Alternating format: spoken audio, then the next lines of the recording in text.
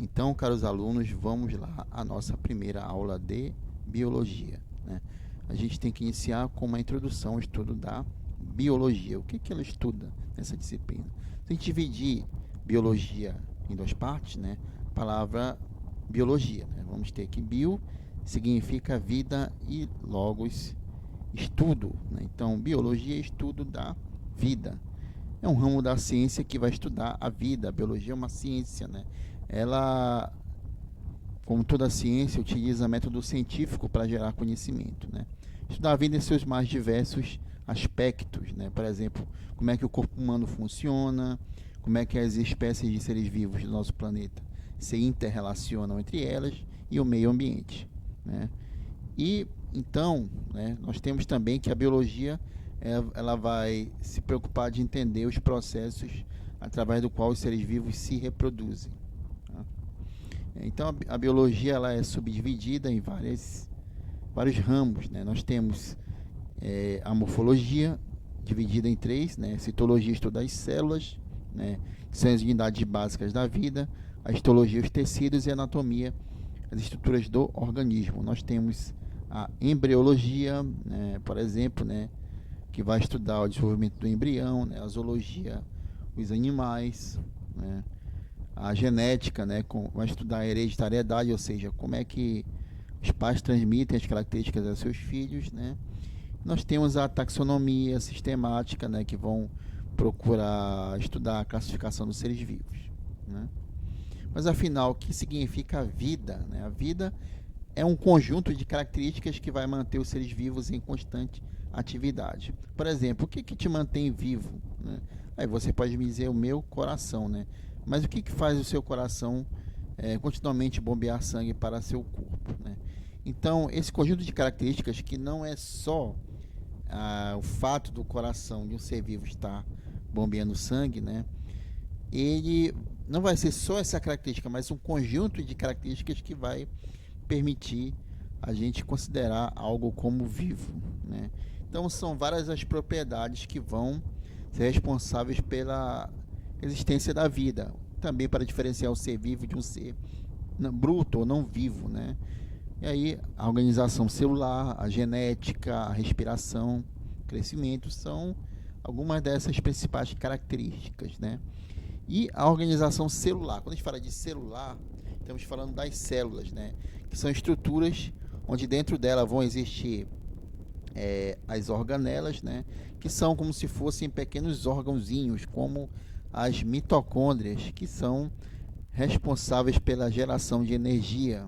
Tá? Temos também que nas células vão existir os ribossomos, que são organelas que produzem proteínas. Tá?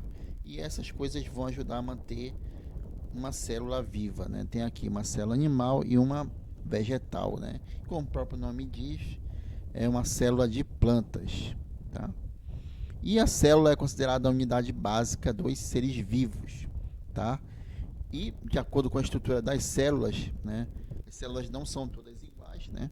E uma das principais diferenças entre elas, né? Que é usada inclusive como um critério para diferenciar seres vivos, nós temos que elas podem ser eucariotas, né? Como esta célula aqui, né? Que possui um núcleo visível, né? Um núcleo visível porque ele é delimitado por membrana, né? E é no núcleo que nós vamos encontrar o material genético, né? E aqui é uma célula procariota, né? É uma célula onde o seu núcleo, né? Ele não é visível na grande maioria das células, né? E isso acontece porque seu material genético é disperso no citoplasma, né? Tanto uma como a outra, vamos ter que a célula é dividida em três partes: a membrana plasmática, o núcleo e o citoplasma, né? Quando formos estudar a citologia, nós vamos entender melhor como é que essas partes se interrelacionam e como é que elas, qual a importância delas para a manutenção da vida. E assim como nós temos diferença entre os tipos de células, nós vamos ter que na natureza existem seres vivos, como as bactérias e as amebas, né, que são formadas por apenas uma única célula, né? O seu corpo é a célula, né? São seres vivos unicelulares, né? Aqui as aves e essa planta aqui, essa árvore, são pluricelulares, ou seja, formado por várias células. Mas quantas células? Vai depender de cada espécie, né? Nós, no caso do ser humano, possuímos cerca de 200 trilhões de células quando adultos, né? E outra característica da vida, a composição química, né? Nós temos que os seres vivos são formados por dois tipos de compostos, orgânicos e inorgânicos, né? A água e os minerais são inorgânicos, né? Proteínas, carboidratos e lipídios são orgânicos, né? Orgânico porque são formados em grande parte por átomos do elemento químico carbono, né?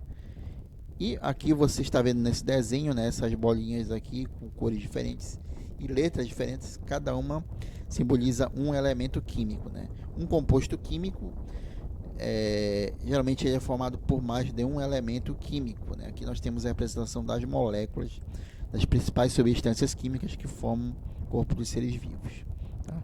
E esses compostos químicos eles podem reagir entre si, tá? E essas reações químicas, como por exemplo para a respiração, para a fotossíntese, né, vão fazer parte do metabolismo, né? Sem o metabolismo não tem como haver vida, não tem como um ser vivo crescer de tamanho, não tem como ele obter energia para continuar vivo, tá? Assim como um carro precisa de energia, nós precisamos de energia também para a manutenção da vida, tá? E a respiração, então, que é um processo onde a maioria dos seres vivos são aeróbios, ou seja, utilizam oxigênio, né? E esse oxigênio vai ajudá-los a produzir energia.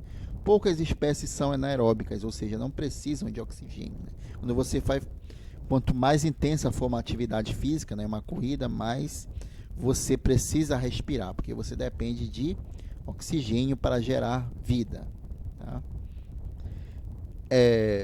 Outra característica básica da vida é que, apesar de nós termos um ciclo vital, e nesse ciclo um dia nós vamos morrer, nós temos então a reprodução, né? Embora um dia nós vamos morrer, mas nós vamos deixar descendentes, né? Ou seja, nossos filhos, a mãe aqui com seu filhinho que acabou de nascer, a galinha colocando seus ovos, né? O peixe aqui com seu filhotinho, tá? Então cada ser vivo ele tem uma forma diferente de se reproduzir, tá? Alguns seres vivos, né, se reproduzem de forma assexuada, geralmente são unicelulares, né? Aqui está mostrando uma bactéria sofrendo um processo de divisão celular, né? São seres unicelulares, né? E quando dividem a célula em duas, já estão se reproduzindo. E aqui uma planária é um verme, um ser pluricelular, que ao dividir o corpo dela em duas, né, vai dar origem a outras duas planárias, né?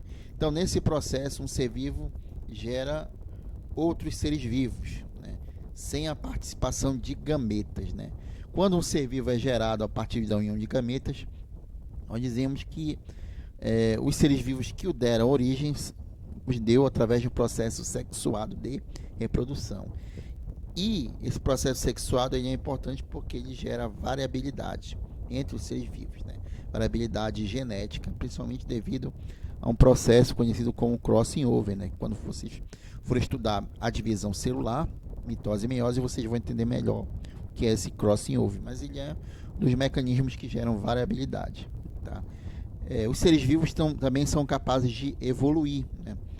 São processos de modificação que ocorrem ao longo do tempo e que levam a uma maior adaptação ao meio, né?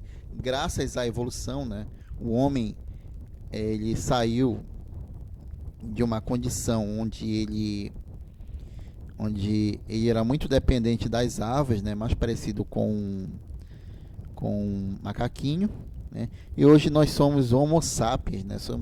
Possuímos inteligência, podemos antigamente, na época da pré-história, caçávamos, hoje em dia nós vamos ao supermercado, nós somos capazes de construir muita coisa, porque nosso cérebro é muito mais evoluído do que dos nossos ancestrais, né? E isso se deve a processos como a seleção natural, né, que selecionam os indivíduos mais aptos, né, viverem no ambiente, e esses mais aptos e os menos aptos, só existe isso porque existe uma mutação genética, né? Existem as mutações genéticas no DNA que são fundamentais nesse processo porque elas levam a uma variabilidade. Tá? Movimento e locomoção, né? Animais como o cachorro, né, que são carnívoros, precisam sair do lugar em busca de alimento e em busca da sua fêmea para que ele possa copular e gerar os filhotes. As plantas, elas são incapazes de se locomover, né? Mas algumas plantas, como o girassol, conseguem seguir o movimento do Sol, né? Se não fosse um movimento, grande parte dos seres vivos não iria sobreviver, né? Uma característica básica também da vida, embora nem todos sejam capazes de se locomover. Outra característica básica da vida, a nutrição ou alimentação, né? Importantíssimo para a sobrevivência e crescimento dos seres, né? Ela fornece energia, né? E a forma como os seres vivos obtêm energia pode se diferenciar de um ser vivo para outro. Mas basicamente nós temos dois tipos, os autótrofos e os heterótrofos, né? Autótrofos são aqueles que produzem seu próprio alimento, como as plantas, né? Que o fazem utilizando principalmente a energia do sol, né? E os heterótrofos, no caso, nós, os seres humanos, que não conseguimos obter energia a partir de substâncias químicas produzidas graças à energia solar ou energia de qualquer outra substância, e só conseguimos obter essa energia nos alimentando de outros seres vivos. Ciclo vital, eu falei da agora, né? Nós nascemos, crescemos, reproduzimos e morremos, e esse ciclo pode ser diferente de um ser vivo para outro. Alguns passam por um estágio larval, né? Onde a criancinha, o filhotinho é diferente do pai, né? Que você vê o girino, né? Que se parece com peixe, né? E ao longo do tempo ele vai sofrendo processos de metamorfose até virar o sapinho adulto. E a mesma coisa acontece com os mosquitos, né? Que nos primeiros estágios de vida tem uma adaptação à vida aquática, depois passa por metamorfose, onde vão ganhar asas, patas para poder voar. Crescimento, né?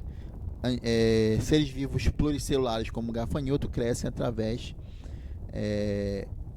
de mitose, ou seja, aumento do número de células. As células vão se dividindo e vão se multiplicando. Já os seres vivos que são formados por apenas uma única célula crescem geralmente pelo aumento do volume da célula, aumento do espaço da célula, né? E temos também a reação, né? Se você tocar em algum cadáver, ou seja, de um ser vivo que já morreu, e não vai acontecer nada com ele, não vai sair correndo atrás de você. Mas se você for vivo, né, e você tocar lá numa panela com água quente, você vai soltar a panela com tudo, da mesma forma que você pisar num prego, você vai tirar rapidamente o seu pé do prego, né, para lhe proteger, né? Isso porque nós temos terminações nervosas em nosso corpo que nos ajudam a reagir a estímulos do meio, né? Assim como as plantas, como a dormideira, que você ao tocar nela, ela fecha suas folhas como um processo de autodefesa, né? Então essas são as principais características dos seres vivos, né? Alguma coisa aqui no slide que você não entendeu, você pode me perguntar lá no privado do nosso grupo, ou então através respondendo escrito mesmo, né? Você pode me perguntar, né? Então é isso da aula de hoje. Boa tarde a todos.